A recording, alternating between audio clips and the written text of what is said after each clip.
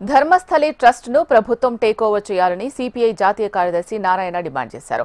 ఏడాదికి 100 కోట్ల ఆదాయం వచ్చే ధర్మస్థలి ట్రస్ట్ ఒక కుటుంబం చేతిలో ఉంది అన్నారు.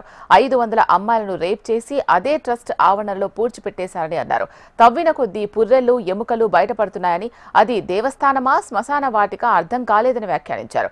ప్రభుత్వానికి చిత్తశుద్ధి ఉంటే ట్రస్టులో ఉన్న సభ్యులు, చైర్మన్ ను వెంటనే అరెస్ట్ చేసి కఠినంగా శిక్షించాలి అన్నారు. దేవస్థానానికి సంబంధించిన ట్రస్ట్ టీటీడీ బోర్డు నెంబర్ 1 బ్రహ్మాండంగా పిలిగ్రిమ్స్ బాగా వస్తున్నారు, ఆదాయం వస్తుంది, సౌకర్యాలు కూడా బాగానే చేస్తున్నారు. ఒకసారి ఎక్కువ సేపు కొంచెం ఇబ్బంది వస్తుంది కానీ పెట్టారు. అయితే నేను మధ్య కర్ణాటక వెళ్ళాను. కర్ణాటక ధర్మస్థలి అది ఒక పెద్ద ట్రస్ట్. అది కూడా దాదాపు 60-70 ఏళ్ళుగా ట్రస్ట్ ఉంది. ఒక కుటుంబం చేతిలో ఉంది ట్రస్ట్. వాళ్ళు కూడా సంవత్సరానికి 100 కోట్ల రూపాయలు ఆదాయం వస్తుంది, 10,000 కోట్ల రూపాయలు డిపాజిట్స్ ఉన్నాయి. అలాంటి ట్రస్ట్, ఆ ట్రస్టీకి చైర్మన్ ఉన్న అతన్ని బీజేపీ వాళ్ళు ఎంపీగా కూడా నామినేట్ చేయించారు రాజ్యసభలో.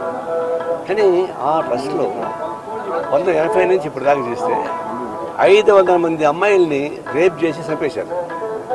ఆడ